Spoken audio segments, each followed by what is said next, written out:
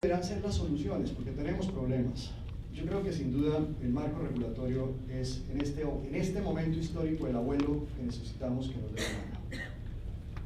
Y con esto hago un paréntesis. Mire, en La Paz, ahorita voy a contar un poquitico de La Paz, hace 20 días estábamos reunidos en Dublín con todos los reaseguradores y comparaba lo que es La Paz de hoy con La Paz de hace 15 años. Hace 15 años habían 7 u 8 reaseguradores. Hoy, conté, hay más de 45, si no me equivoco. ¿Resultado de qué? De que hay liquidez, de que hay riqueza en el mundo. Y los inversionistas, en lugar de invertir en títulos de un estado, deciden invertir en negocios como el reaseguro en países emergentes, capacidades de Dubái, de Qatar, de Asia, de algunas partes. Vienen países emergentes Colombia, negocio de cumplimiento. Y ha habido lo que sucedió en nuestra industria, una movilidad de los suscriptores del ramo de cumplimiento, que incrementa los niveles de adquisición de dichos suscriptores, y exactamente igual pasa en el negocio de reaseguros. Y estas personas que todos conocemos cada vez tienen más obligaciones de dar resultados, por lo tanto se flexibilizan condiciones de suscripción de los ramos y los reaseguros de cumplimiento. Es una realidad. Entonces vienen cosas como esas que afectan a la industria. Yo creo que hay que regular económicamente de alguna manera el tema del alto costo de adquisición. No me refiero a comisiones, sino el costo de adquisición del producto dentro de la nota técnica y la transparencia del consumidor.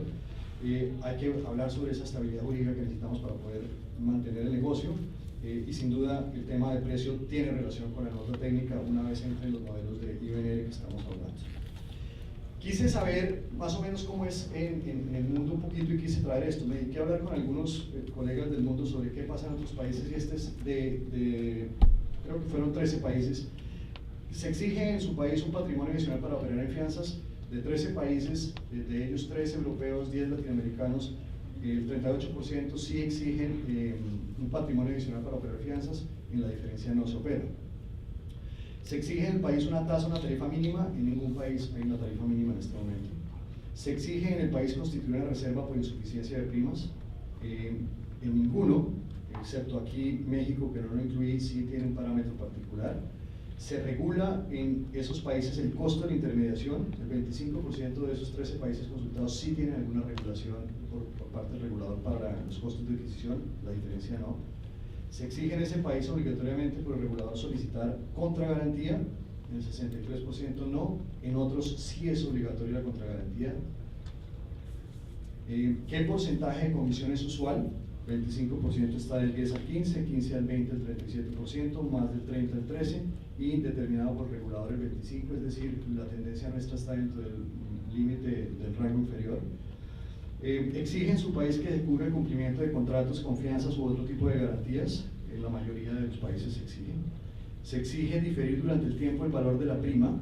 El 38% se devenga al inicio, el 25% un porcentaje y un saldo, y el 37% se difiere al 100%. Y este es otro punto importantísimo para poder también tener unas cifras claras de lo que es la industria. ¿Qué es el diferido de la prima? Y un punto que no se ha empezado a hablar, que quisimos al interior de nuestro equipo evaluarlo, y es cómo se contabilizan los gastos. Porque si bien se contabiliza, se difiere la prima en la vigencia de la póliza, los gastos no todas las compañías los están causando al inicio. Es decir, no estoy generando el costo real, sino que también lo difiero en la póliza. También debería generarse una estandarización sobre eso. Se exige en su país diferir los gastos de venta y comisiones de las fianzas, que es lo que acabo de decir. En la totalidad no. ¿Y qué porcentaje en relación con el contrato debe cubrir el valor acumulado de la fianza? Hasta un 30%, el 50%, hasta el 100% el 38%, y la diferencia hasta un 60%. Un marco, digamos, comparativo muy de la charla con todos los colegas. Ya para terminar, ayer aterrizábamos y miraba, mientras estábamos ya para aterrizar, pasábamos por encima de Ciénaga o algún municipio de estos, y la única vía pavimentada que había era la carretera donde pasan los automóviles que vienen de Barranquilla a Santa Marta. El resto es polvo y el resto es miseria, perdón la expresión. En Dublín conocí una reaseguradora que vino a visitarnos a todos, y me contó que tomó la decisión de andar mochileando por Colombia durante 20 días. Me dice: ustedes tienen muchos problemas, y no callado, porque queremos y queremos a Colombia. Y empezó a decir: estuve en un pueblito cerca de Santa Marta y cerca de Barranquilla, y la gente duerme en la tierra. ¿qué le puede uno decir? Tienes toda la razón. Cuando uno aterriza y ve eso, y uno ve que el ramo de cumplimiento detrás está siendo el principal patrocinador, entre comillas, porque no queremos serlo, pero somos una herramienta para que lo pueda hacer. Yo quiero llamar a reflexión sobre lo que implica el ramo de cumplimiento aparte de los temas técnicos. Los temas técnicos van detrás y tendremos que solucionarlos. Pero el concepto de lo que implica suscribir con un cliente en Colombia es mucho más profundo que simplemente las primas que estamos recibiendo. Y cuando lo une uno a un modelo como el que está hoy políticamente viviendo Colombia, el sábado pasado venía en un avión leyendo algunos editoriales y encontré y dije, les tomo fotos. Y decía este editorial de un solo día, ojo que del fuego solo quedan las cenizas, decía ese editorial, haciendo alusión al conflicto y lo desagradable que es ver la política hoy en día en Colombia. El siguiente editorial decía, ¿para dónde vamos? Y el siguiente editorial dice, ¿somos muchos o muy pocos? Y hacía un paralelo a lo que es nuestra industria del ramo de cumplimiento. ¿Para dónde vamos?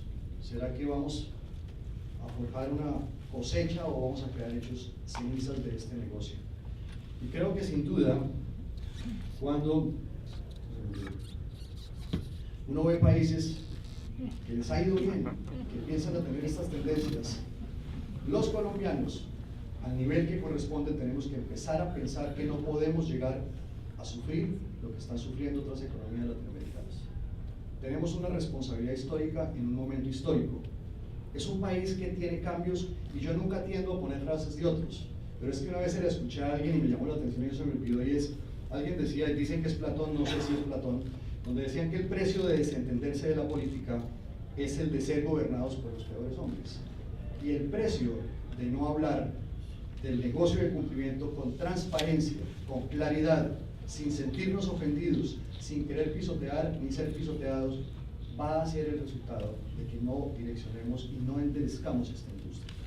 Y cuando uno mira un tema adicional, y es todo esto que empieza a verse en el país, todo esto que empieza a verse, desarrollo, vamos para adelante, un país pujante, gente buena, cabezas que tienen la responsabilidad de empezar a liderar la nueva etapa que comienza un nuevo gobierno, y estamos abiertos.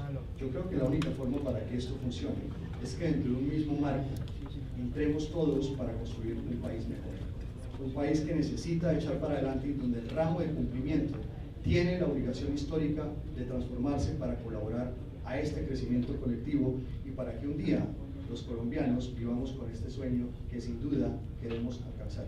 Yo quiero invitarlos a que pensemos reflexivamente de qué vamos a hacer del ramo de cumplimiento. Es una responsabilidad.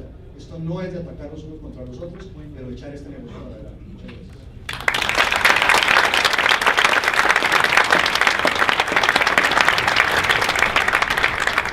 Bueno, muchas gracias, Luis Alejandro.